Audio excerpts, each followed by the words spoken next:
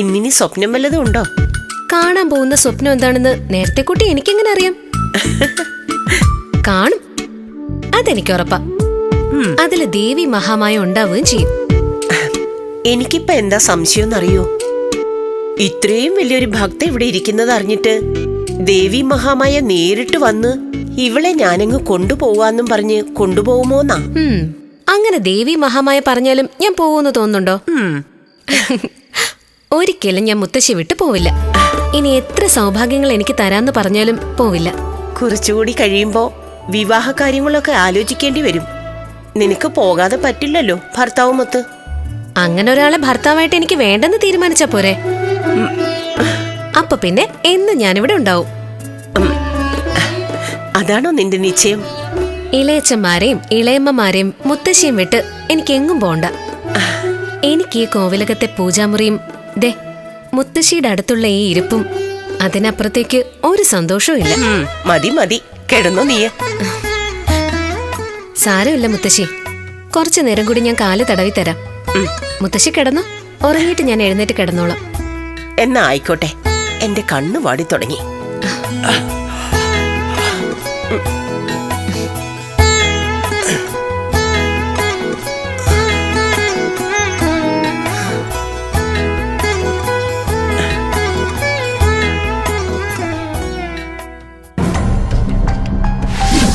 രേണുകേ, അമ്മയും വീണയും ഉറങ്ങിയിട്ടുണ്ടാവോ? സംശയമാണ്. ഉറങ്ങാൻ ചെല്ലുമ്പോഴാ അവളുടെ 100 സംശയങ്ങളും അമ്മയുടെ കഥകളും. ചിലപ്പോഴൊക്കെ രാത്രി ഏറെ നേരം രണ്ടുപേരും കൂടി സംസാരിച്ചിരിക്കുന്നത് കേൾക്കാം. അവൾക്കാണെങ്കില് ദേവിയുടെ കഥ കേട്ടാ മതിയാവുകയില്ല. ഏട്ടാ, പറഞ്ഞു കേട്ടിടത്തോളം ദേശമംഗലത്തമ്മ അത്ഭുത ശക്തിയുള്ള ദേവിയാണ്. വിഗ്രഹം ഇവിടെ വെച്ച് അവൾ പൂജ തുടങ്ങിയ നിലയ്ക്ക് അത്ഭുത ശക്തിയും ചൈതന്യവും ഒക്കെ ഉണ്ടാവില്ലേ?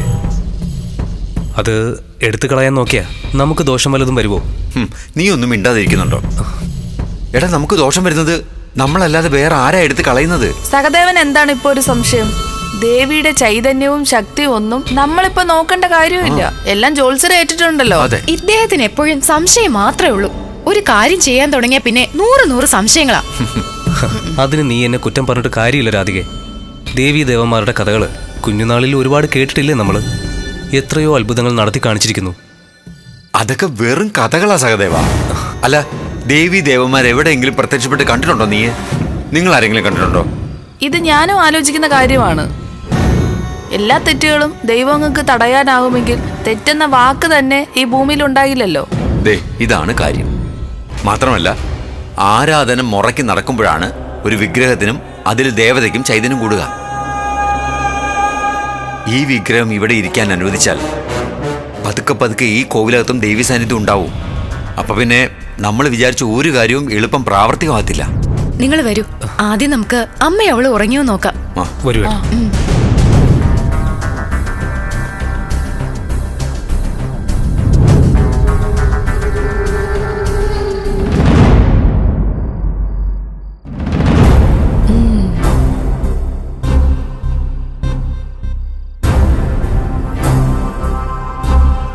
സഹദേവ, അമ്മയും വീണയും നല്ല ഉറക്കത്തിലാ.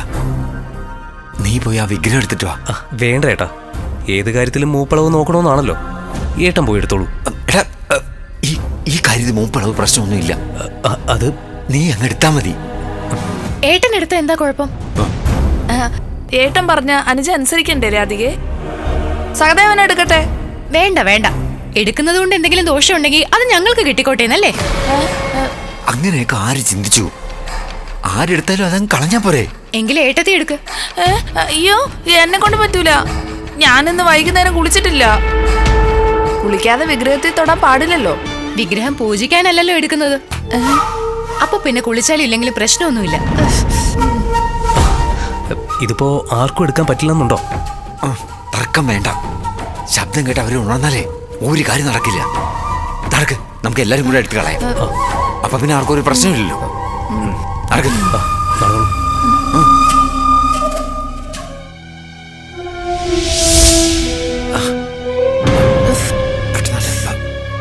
ഓ, ജോത്സ്യം പറഞ്ഞ മാറണം, ഇതോടെ തീരണം.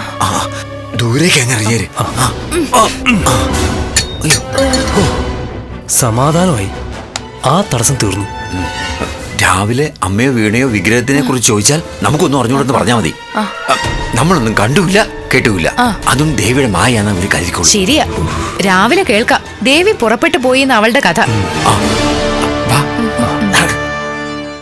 कालकण्ठात्मजाते श्री भद्रकाळि नमोऽस्तुते दारुकादिमहादुष्टदानवौखनिषूदने दीनरक्षणदक्षे श्री പതിവ് പോലെ അവള് ദേവിനാമം ചൊല്ലുന്നുണ്ടല്ലോ. വിഗ്രഹം കാണുന്നില്ലല്ലോ, അതിനുവേണ്ടിയുള്ള പ്രത്യേക പ്രാർത്ഥന വല്ലതായിരിക്കും. ബാ നമുക്ക് പോയി നോക്കാം.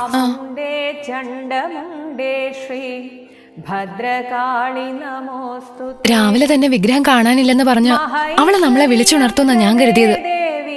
നമുക്കേതായാലും പോയി നോക്കാം. പൂജാമുറിയിലിരുന്ന് കരയുകയായിരിക്കും. ഏട്ടാ, വിഗ്രഹം കണ്ടെത്തണമെന്ന് അവള് പറഞ്ഞാലും അമ്മയെ കൊണ്ട് പറയിപ്പിച്ചാലും തിരയാൻ ഇറങ്ങരുത് കേട്ടോ.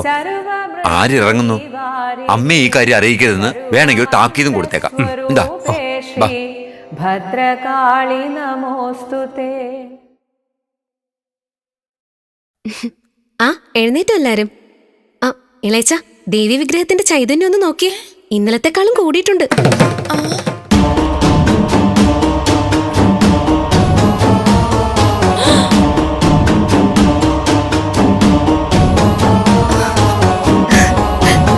ശരിയല്ലേ ഞാൻ പറഞ്ഞത്?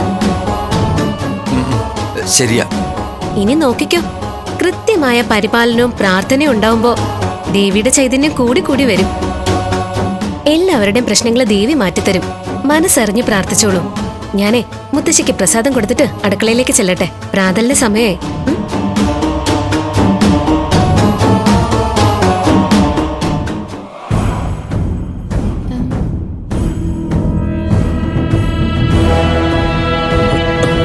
ഇതെങ്ങനെ? ഇതിപ്പോ സംശയിക്കാൻ എന്താ? എറിഞ്ഞത് ഒരുപാട് ദൂരെ പോയി കാണില്ല, അവളത് കണ്ടെത്തി കാണും. ഏയ്, അങ്ങനെ ഒരു സംഭവം ഉണ്ടായാ അത് അവള് നമ്മളോട് പറയാതിരിക്കോ? അതിനർത്ഥം ഞാൻ ഇന്നലെ ചോദിച്ചതുപോലെ ഈ വിഗ്രഹത്തിന് ശരിക്കും ചൈതന്യമുണ്ടെന്നാണോ? വെറുതെ മനസ്സിൽ സംശയം വെക്കണ്ട. ഒന്നി അവള് കണ്ടെത്തിയതാവാം, അല്ലെങ്കിൽ പുറംപണിക്കാരെങ്കിലും കണ്ടെത്തി അവൾക്ക് എടുത്ത് കൊടുത്തതാവാം. അല്ലാതെ പിന്നെ അല്ല ഏട്ടാ, ഈ വെളുപ്പിനെ തന്നെ പുറംപണിക്കാർ ആര് വരാനാ? അല്ലെങ്കിൽ തന്നെ ഇത്ര ചെറിയ വിഗ്രഹം അവരെങ്ങനെ കണ്ടെത്താനാ? മറ്റൊന്നും ആലോചിക്കാനില്ല. സംഭവിച്ച കാര്യങ്ങളൊക്കെ ജോലിസിനോട് പറയുക. അല്ലാതെ നമ്മൾ ഇതിന് ഉത്തരം കണ്ടെത്താൻ ശ്രമിക്കണ്ട.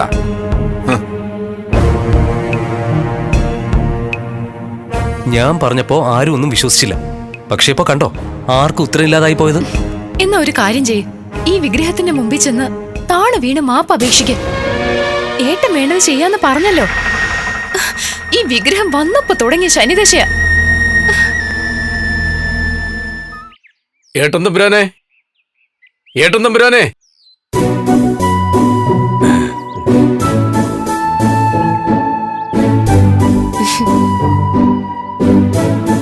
ഇളയച്ചൻ ഇവിടെ ഇല്ല, അമ്പലത്തിലേക്ക് പോയിരിക്കോ? എന്താ കാര്യം? ഞാൻ ജോൾസിന്റെ വീട്ടിൽ നിന്നാ വരുന്നത്. തമ്പുരാൻ ഒരു മരുന്ന് കൊടുക്കാൻ പറഞ്ഞിട്ടുണ്ട്. മരുന്നോ? കാര്യങ്ങളൊക്കെ തമ്പുരാൻ അറിയാം. ഇതിവിടെ ഏൽപ്പിച്ചാൽ മതി എന്നാ എന്നോട് പറഞ്ഞത്. ഞാൻ കൊടുത്താ മതിയെങ്കിൽ ഇങ്ങോട്ട് തന്നോളൂ. അതിനെന്താ, കുട്ടി കൊടുത്താലും മതി. കുടിക്കാൻ എന്തെങ്കിലും വേണോ? വേണ്ട. ഇളയച്ചന്മാർക്ക് ഏറെ പ്രിയപ്പെട്ട ആളാ ജോത്സ്യർ. അദ്ദേഹത്തിന്റെ അടുത്തുനിന്ന് ഒരാൾ ഇവിടെ വന്നിട്ട് ഉപചാരങ്ങൾ ചെയ്തില്ല എന്ന് പറയുമ്പോ അതിനെക്കുറിച്ച് ആലോചിച്ചൊന്നും കുട്ടി വിഷമിക്കണ്ട. ശരി.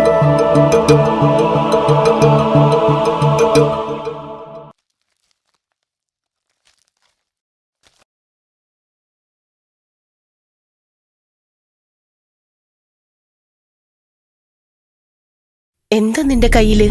ഇത് എന്തോ മരുന്നാ മുത്തശ്ശി. ആർക്ക്? ജോത്സ്യരുടെ അടുത്തുനിന്ന് ഒരാള് വന്നു. നകുലൻ ഇളയച്ചനെ ചോദിച്ച് ഇത് ഏൽപ്പിക്കാനും പറഞ്ഞു. എന്താണാവോ കാര്യം? അസുഖമൊന്നും ഉള്ളതായിട്ട് പറഞ്ഞു കേട്ടിട്ടില്ല. പിന്നെ എന്തിനാണാവോ ഈ മരുന്ന്? അല്ല മുത്തശ്ശി, ഞാനൊരു സംശയം ചോദിക്കട്ടെ. ഈ ജോത്സ്യര് വൈദ്യശാസ്ത്രം പഠിച്ചിട്ടുണ്ടോ? ഇളയച്ചന്മാരെ എന്ത് കാര്യം വന്നാലും അയാളെയാണല്ലോ വിളിക്കുന്നത്. അദ്ദേഹം ജ്യോത്സ്യൻ മാത്രമല്ല, അറിയപ്പെടുന്നൊരു മന്ത്രവാദി കൂടിയാ. അതോടൊപ്പം തന്നെ ആയുർവേദത്തിലും പാണ്ഡിത്യമുണ്ട്. എന്നിട്ട് മുത്തശ്ശി ഇതുവരെ ജോത്സ്യന്റെ അടുത്തുനിന്ന് ഒന്നും വാങ്ങിച്ചിട്ടില്ലല്ലോ. അതെന്താ, അയാളെ വിശ്വാസമില്ലഞ്ഞിട്ടാണോ? മരുന്നിന്റെ കാര്യത്തിൽ ഓരോരുത്തർക്കും പ്രിയപ്പെട്ട സ്ഥലങ്ങളുണ്ടാകും. എനിക്ക് മരുന്ന് തരുന്നത് ആരാ? ഉണ്ണി നമ്പൂതിരിയല്ലേ. ഒരസുഖം വരുമ്പോ ഉണ്ണി നമ്പൂതിരി ഒന്ന് കൺമുന്നിൽ എത്തുക. ആ കാഴ്ച തന്നെ പകുതി ആശ്വാസം തരും. അതിന്റെ ബാക്കിയേ ഔഷധത്തിന് ചെയ്യാനുള്ളൂ. നകുലനും സഹദേവനും ഒക്കെ ജോത്സ്യനെ അങ്ങനെ കാണുന്നുണ്ടാകും. പക്ഷേ എനിക്ക് അയാളെ കണ്ണെടുത്താ കണ്ടൂടാ. അതെന്തു പറ്റി? പൊതുവെ ആരെക്കുറിച്ചോ അഭിപ്രായം പറയാത്ത ആളാണല്ലോ നീ. എന്താണെന്ന് അറിഞ്ഞൂടാ. അയാളുടെ നോട്ടവും ഭാവവും ഒക്കെ കാണുമ്പോ എന്തോ ഒരു ക്രൂരതയുള്ള പോലെ. കേക്കണ്ട നിന്റെ ഇളയച്ചന്മാര്. ദൈവം കഴിഞ്ഞ അവർക്കെല്ലാം ജോത്സ്യനാണ്. ഞാനിപ്പോ എന്തായാലും പറയാൻ പോകുന്നില്ല. എന്നാലും ഈ മരുന്ന് എന്തിനാണെന്ന് മനസ്സിലായില്ലല്ലോ. ആ, എനിക്ക് പിടികിട്ടി എന്തിനുള്ളതാണെന്ന്. എന്തിനാ പറഞ്ഞേ? പറഞ്ഞു തരാം. വിഷമിക്കേണ്ട കാര്യമൊന്നുമില്ല, സന്തോഷിക്കേണ്ട കാര്യ. സന്തോഷിക്കേണ്ട കാര്യോ? മരുന്ന് കഴിച്ചാൽ എങ്ങനെയാ സന്തോഷം ഉണ്ടാവുക? എന്താ മുത്തശ്ശി? അത് ഏട്ടാ, ഞാനൊരു കാര്യം പറഞ്ഞാല് വിഷമം തോന്നില്ലല്ലോ? പറയൂ. എന്നും രാവിലെയും വൈകുന്നേരമുള്ള ഈ ക്ഷേത്ര ദർശനം നമുക്കങ്ങ് അവസാനിപ്പിച്ചാലോ? അതെന്താ? ക്ഷേത്രങ്ങളുടെ മുമ്പിൽ തൊഴുതു നിൽക്കുമ്പോ വല്ലാത്തൊരു കുറ്റബോധം, എന്തോ ഒരു തിരിച്ചടി ഉണ്ടാകുമെന്ന് തോന്നൽ. അത് കണ്ണു തുറന്ന് പ്രാർത്ഥിച്ചിട്ടാ ഞാൻ കണ്ണടച്ചേ നിൽക്കാറുള്ളൂ. അപ്പൊ പിന്നെ വിഗ്രഹം കാണണ്ടല്ലോ. ഒരു കാര്യം ചെയ്യാം, ഇനി മുതൽ ഞാൻ വരുന്നില്ലെന്ന് വെക്കാം. നീ വരാതെ പിന്നെ? ഒരു കാര്യം മനസ്സിലാക്കൂ രാധികെ, ഈ നാട് നമ്മളെ 4 പേരെയും ബഹുമാനത്തോടെ കാണുന്നത് നമ്മൾ ഒരുപാട് സൽപ്രവൃത്തികൾ ചെയ്തിട്ടല്ല, അമ്മയ്ക്ക് വേണ്ടി നമ്മൾ നടത്തുന്ന ക്ഷേത്ര ദർശനത്തിലൂടെ. വരൂ വരൂ. അമ്മയ്ക്ക് വേണ്ടി പ്രാർത്ഥിക്കുക എന്നുള്ള ഈ നാടകം ഇനി ഒരുപാട് കാലം കാണില്ല. അതുവരെ മുടക്കമില്ലാതെ നമുക്ക് ഇതൊക്കെ അങ്ങ് ചെയ്യാം. ഒരൊറ്റ മാസല്ലേ ഉള്ളൂ രാധികെ. അത് കഴിഞ്ഞ ആണ്ടിലൊരു ശ്രാദ്ധം, പിന്നെ നിന്റെ കുറ്റബോധം. ആ അമ്മ പ്രസവിച്ച ഈ 2 മക്കൾക്കില്ലാത്ത കുറ്റബോധം ഒന്നും മരുമക്കളായ നമുക്ക് വേണ്ട. ഇവർ രണ്ടുപേരും നമ്മുടെ നന്മയ്ക്കല്ലേ ചെയ്യുന്നത്. അപ്പൊ പിന്നെ അവരുടെ കൂടെ അല്ലേ നിൽക്കേണ്ടത്. ഭർത്താക്കന്മാരുടെ സന്തോഷത്തിന് വേണ്ടി പ്രവർത്തിക്കുന്നവരായിരിക്കണം ഭാര്യമാര്. കേട്ടോ? അത് ജോത്സ്യന്റെ പരിചാരകനല്ലേ? ആ, മരുന്ന് കൊടുത്തയക്കാന്ന് പറഞ്ഞിരുന്നു, കൊണ്ടുവന്നതായിരിക്കും. എന്തായി? ജോത്സ്യര് മരുന്ന് തന്നയച്ചോ? തന്നയിച്ചു. ആ, തന്നോളൂ. തമ്പുരാൻ, ഞാനിപ്പോ കോവിലകത്ത് പോയിട്ട് തിരിച്ചു വരികയാണ്. തമ്പുരാൻ അവിടെ ഇല്ലാത്തതുകൊണ്ട് മരുന്ന് അവിടുത്തെ കുട്ടി ഏൽപ്പിക്കുകയും ചെയ്തു. നിങ്ങളോട് ആരാ അങ്ങനെ ചെയ്യാൻ പറഞ്ഞത്?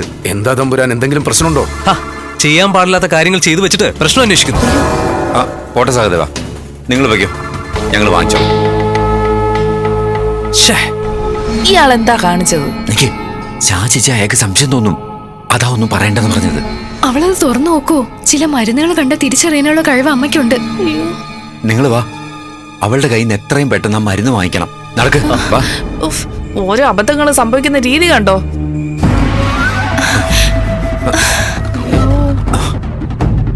വീണേ, വീണേ, വീണേ.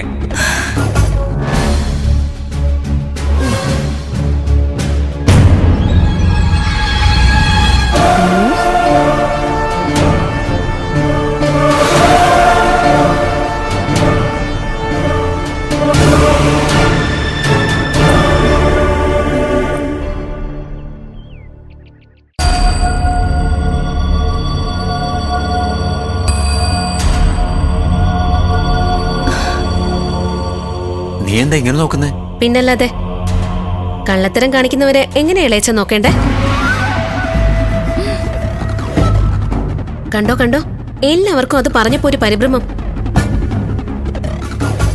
ഇളയച്ച, ഇതെന്തിനുള്ള മരുന്നാ? അത് പിന്നെ വീണേ, പറയാൻ മടിയുണ്ടല്ലേ? പക്ഷേ എനിക്കറിയാം. എനിക്ക് മാത്രമല്ല, മുത്തശ്ശിക്കും. നീ ഇത് അമ്മയെ കാണിച്ചോ? കാണിക്കാതെ പിന്നെ? എനിക്കെന്താണെന്ന് മനസ്സിലായില്ല. വ്യക്തമായിട്ട് മനസ്സിലായത് മുത്തശ്ശിക്കാ. അത് പിന്നെ മരുന്ന് കൊണ്ടുവന്ന പരിചാരകൻ നിന്നെ എന്തെങ്കിലും പറഞ്ഞ് തെറ്റിദ്ധരിപ്പിച്ചിട്ടുണ്ടാവും. ഒരു തെറ്റിദ്ധാരണ ഇല്ല ഇളയമ്മ. വാസ്തവം ഒളിച്ചു വെക്കാൻ ശ്രമിക്കണ്ട. ഇതെന്താണെന്ന് ആരെങ്കിലും ഒരാള് പറഞ്ഞേ കേൾക്കാനുള്ള കൊതി കൊണ്ടാ. അത് എല്ലാം അറിഞ്ഞപ്പോ അമ്മ എന്തെങ്കിലും തീരുമാനിച്ചോ? പറ അമ്മ, അമ്മ നിന്നോട് എന്താ പറഞ്ഞു? അതല്ലല്ലോ ഞാൻ ചോദിച്ചതിന്റെ ഉത്തരം. ഈ മരുന്നിന്റെ ഫലം എന്താണെന്ന് പറ. എന്നാലേ എന്റെ ഇളയമ്മമാര് പറ. അയ്യേ, ഇത് പറയാൻ എന്തിനാ ഇത്ര പരിഭ്രമോന്നാണോ ഒക്കെ? എന്നോട് മുത്തശ്ശിയാ പറഞ്ഞ് 2 പേർക്കും കുട്ടികളില്ലാത്തത് കൊണ്ട് 2 പേരും അതിനുള്ള മരുന്ന് വാങ്ങിപ്പിച്ചതായിരിക്കും. അതെ, അത് തന്നെയാണ് സത്യം. നഗലേട്ടാ, അമ്മയുടെ ബുദ്ധി കണ്ടോ? അത് കണ്ടുപിടിച്ച് കളഞ്ഞു. അയ്യോ, ഞങ്ങള് വെറുതെ പേടിച്ചു. പേടിക്കേണ്ട കാര്യം എന്താ ഇളയമ്മേ? ഈ കോവിലകം നിറയെ കുട്ടികൾ ഓടിക്കളിക്കുന്നത് കാണണ്ടേ നമുക്ക്? മുത്തശ്ശിക്ക് എന്ത് സന്തോഷമായെന്നറിയോ? അധികം വൈകാതെ മുത്തശ്ശി ആ വിശേഷം കേൾപ്പിക്കണേ. ഇളയച്ചൻ ഇപ്പോഴും മനസ്സമാധാനായിട്ടില്ലേ? ആയി, പൂർണ്ണമായും ഞങ്ങൾക്ക് മനസമാധാനമായി അല്ലേട്ടോ? ഇളയച്ചൻ തന്നെ 2 പേർക്കും വീതിച്ചു കൊടുക്ക്. ദാ, എത്രയും പെട്ടെന്നൊരു ശുഭവാർത്ത ഉണ്ടാവട്ടെ നമ്മുടെ കോവിലകത്ത്. ഞാനും ദേശമംഗലത്തമ്മയുടെ മുമ്പിൽ പ്രാർത്ഥിക്കാം. പറഞ്ഞു അവള് വല്ലാണ്ട് പേടിപ്പിച്ച് കളഞ്ഞു. ഇതായിരുന്നു മനസ്സിലെങ്കില് കുറച്ച് നേരത്തെ പറയായിരുന്നില്ല ആ ജന്തുവിന്. എല്ലാം അവസാനിച്ചു എന്നാ കരുതിയത്. ഭാഗ്യം, ജോൾസിന്റെ ഉപാസനമൂർത്തികൾ കൂടെയുണ്ട്. സത്യം, അല്ലെങ്കിൽ ഇങ്ങനെ സംഭവിക്കില്ലായിരുന്നു. ഇപ്പൊ ധൈര്യമായി. ജോത്സ്യം പറഞ്ഞത് നല്ല വ്യക്തമായിട്ട് തന്നെ നടക്കും. പതിവ് പോലെ ഞാനും രാധികയും ഇത് വീതം വെച്ചെടുക്കാം. വീര്യം കൂടുതലാണ്, ഒട്ടും താമസിക്കില്ല.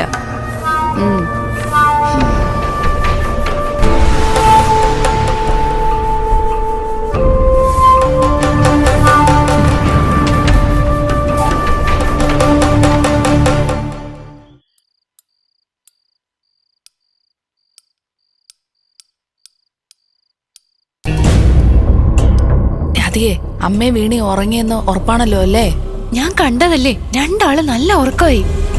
അമ്മ എന്തായാലും വെളുപ്പിന് മാത്രമേ എണീക്കൂ. അവളുടെ കാര്യമാ. അവൾ ഉണരില്ല, പെട്ടെന്ന് പങ്കുവെക്ക്.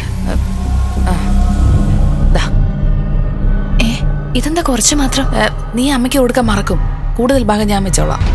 അത് വേണ്ട, മറവി കൂടുതൽ ഏട്ടത്തിക്കാം. ഞാൻ കൃത്യമായി കൊടുത്തോളാം. കൃത്യമായി വീതിച്ചേ.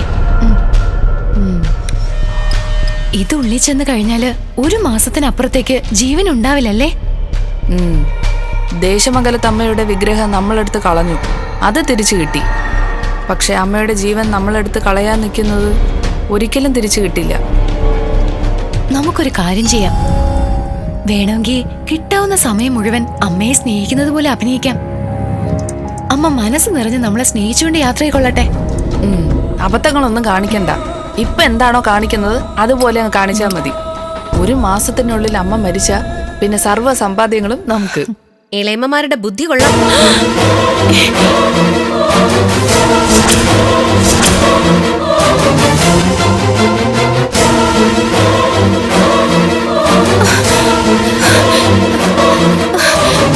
നീ എന്താ ഇവിടെ? എന്തൊക്കെയാ ഇളയമ്മമാർ ഇവിടെ നിന്ന് സംസാരിച്ച്? മുത്തശ്ശിയെ കൊല്ലാൻ തീരുമാനിച്ചു അല്ലേ? എല്ലാം ഞാൻ കേട്ടു. ദേശമംഗലത്തമ്മയുടെ വിഗ്രഹം എടുത്ത് കളഞ്ഞു അല്ലേ? ആരും അറിയാതെ അത് തിരിച്ചെത്തിയിട്ടും അമ്മയുടെ ശക്തി നിങ്ങൾക്ക് ബോധ്യപ്പെട്ടില്ലേ? നീ വേണ്ട, ഇനി എന്റെയും മുത്തശ്ശിയുടെ മുന്നില് നിങ്ങൾ അഭിനയിക്കണ്ട.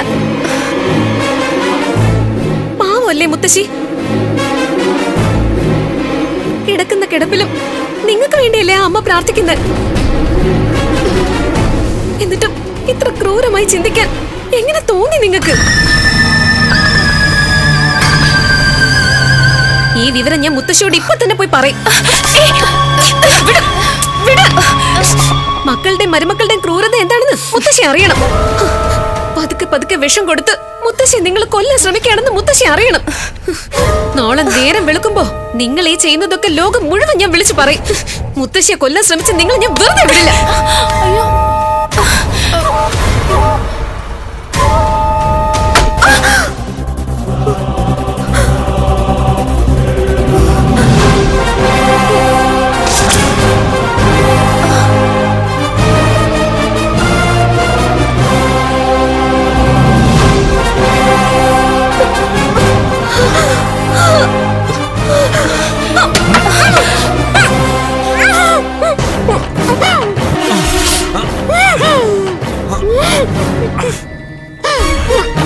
നകുലേട്ടാ, ഇവളെല്ലാം മനസ്സിലാക്കി.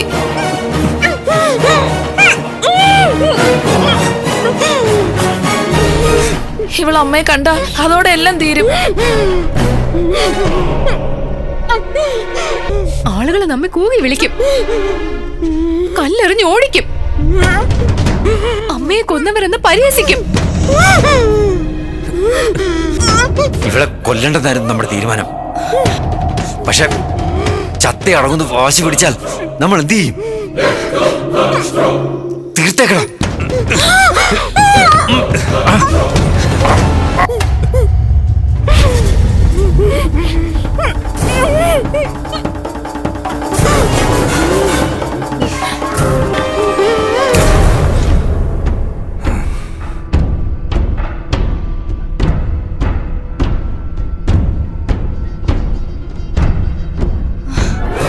ഇനി എന്ത് ചെയ്യും? എന്ത് ചെയ്യാൻ? എവിടെങ്കിലും കൊണ്ട് കുടിച്ചു മൂടും. ഈ ലോകത്ത് ഒരാൾ പോലും ഇത് അറിയാൻ പാടില്ല. നമുക്ക് മുന്നിലുള്ള ഏറ്റവും വലിയ തടസ്സം ഇതോടെ അവസാനിച്ചെന്ന് വിചാരിച്ചാൽ മതി.